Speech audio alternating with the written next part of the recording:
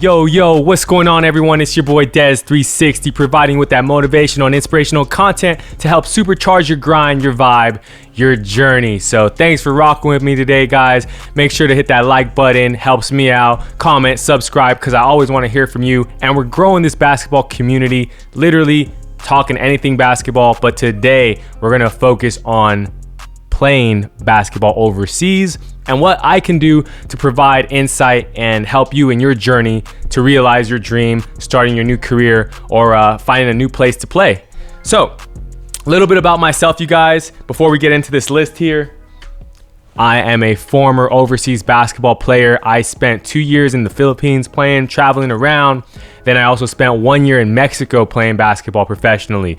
So it was great. I learned so much in the process. I grew as a player. I grew as a person. And most importantly, I realized my dream, right? I unlocked a part of my brain, unlocked a piece of my mind that to this day, still is great to know. Like, what I mean by that is when I started playing basketball super late, age 14, by 20, I was going overseas and playing, and I had to overcome a lot of doubt, had a lot of embarrassing moments, and to get that pro contract, really made everything I went through worth it. All those times I had those doubts, but to realize my dream, so then you take it on to the next part of your life. So, enough about me though. I want to talk about you guys and how I can help you start your overseas basketball journey.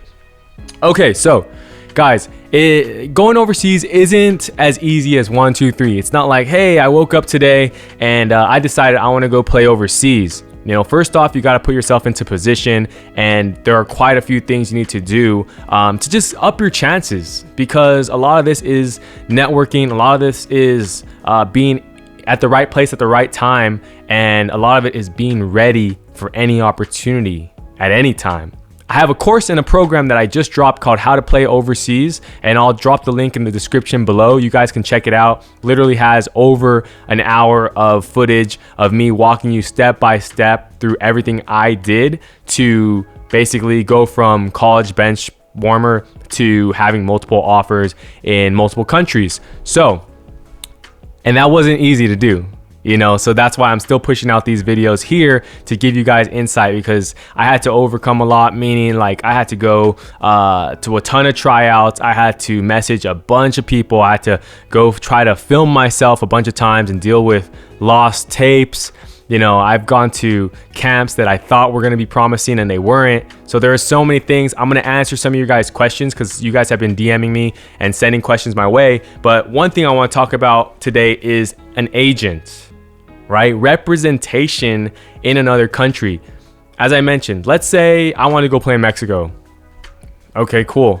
It's not that simple though, right? Because if I don't know anybody in the Mexico circuit, how can I go over there and demand a contract or ask for a contract or request a contract unless I'm being highly recruited? And even if I'm being highly recruited, I need feet on the ground out there. I need someone out there that has dealt with Mexico before on a professional level, that's going to make sure that I'm taken care of, because what happens if, and a lot of basketball players try to do this, and I'm not saying that it's wrong. I'm just saying that you're assuming more risk. If you say, I'm going to be my own agent, I'm going to be my own manager, you're basically susceptible to whatever that franchise wants to do.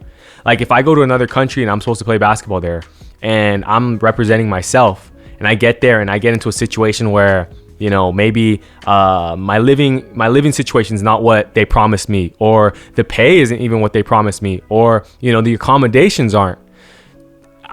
Who do I go to represent me, to have my back? Because if I'm representing myself, then all I have is maybe a paper. If I signed a piece of paper with that team, and if I didn't, then I'm kind of screwed and kind of at their mercy. And I have seen a lot of basketball players go through this, so it's not the best scenario that you want to be in, and especially when it has to do with your dream and building out your career. And a lot of times when this happens, you don't want it to basically keep your basketball career, your overseas basketball career, from growing into other countries. Meaning if you burn a bridge in a certain country, word can get out to another country, and then it could mess up your opportunities there. So the importance of having an agent if you're trying to play basketball overseas. So number one, when you're looking for an agent, right? And the networking thing, how to find an agent. In my course, I outline it. I show you exactly what to do, even have some like paragraphs on what to say so you can put them through that right process. But in a nutshell, the abridged version. First, you want to know who that agent has represented. Are you the first player that agent's going to represent? If so, well, chances are you may not want to go with that agent, right? You want to go with an agent who already has built up rapport, who already has knowledge and skin in the game when it comes to representing a player. You know, you might even want to reach out to the player that they represented and just see how their experience was. So who have they represented in what countries? So if you want to go play in Mexico and you're going to an agent that has represented only players that have played in China, that might not be the best fit. You want to find the agent that has represented players in Mexico or Latin America who's also willing to, you know, talk to you and have your best interest in mind, right? So the next thing is, who do they currently represent? Do they currently represent players that are overseas? And how can that help you? Because that's another thing. If they say, oh, I was an agent, but I haven't had any players or represented any players in the last 4 or 5 years, well, then that could be a little fishy. You want someone that is fresh, still in the game, still knows everyone, still well connected, and constantly, you know, bettering their craft, because you want an agent that's hungry and trying to build more, but at the same time, quality. So not just quantity of an agent, how many players he's dealt with, but quality. So also, let's get back down to let's get right down to the money. Contract sizes. Now, whether you're a rookie, whether you're a proven player, whether you are an NBA bounce back, whatever the case may be, or whether you aren't, you know, you don't have any experience, contract size is going to be important. More importantly is just knowing how much are you going to get paid, and being okay with that. And is that a going rate? So for example, if you know that agents or players that play for a certain team, like for me, if I'm playing in Mexico or Philippines and I know, okay, rookie contracts range anywhere between $2,000 to $3,000 a month, I look and then they offer me $1,000 a month, that might not be smart. And that's something that if I'm talking to them directly, I can tell them, hey, you know, I want more or whatever.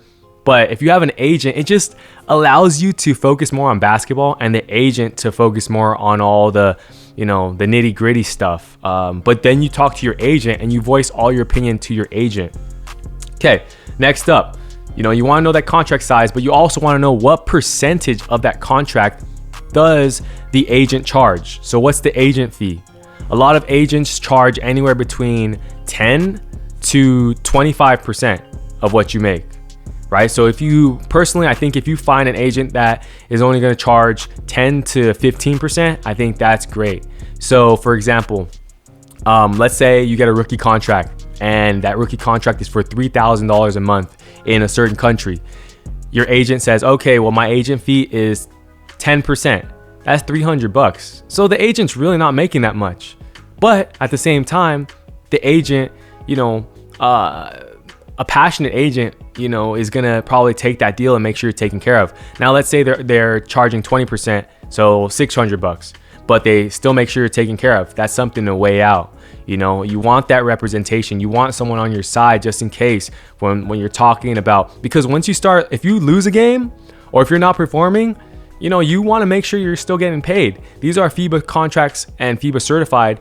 Hopefully they are, unless you're going under the table through another league, which some people do just so they can get some footage. But that's why you need an agent on your side. Okay, also, will that agent or management team, you know, be in attendance for your games? I'll say the Mexico thing again. I'm going to Mexico, I'm gonna go play, but I know my agent is gonna go out there and watch my games, be around and be supporting me throughout that whole time. Physically being there is a huge deal. Overseas basketball. Living in another country and playing the game you love. This is a huge milestone for any ambitious basketball player. But where do you start and how do you get your first contract? My name is Des360 and this is how to play basketball overseas.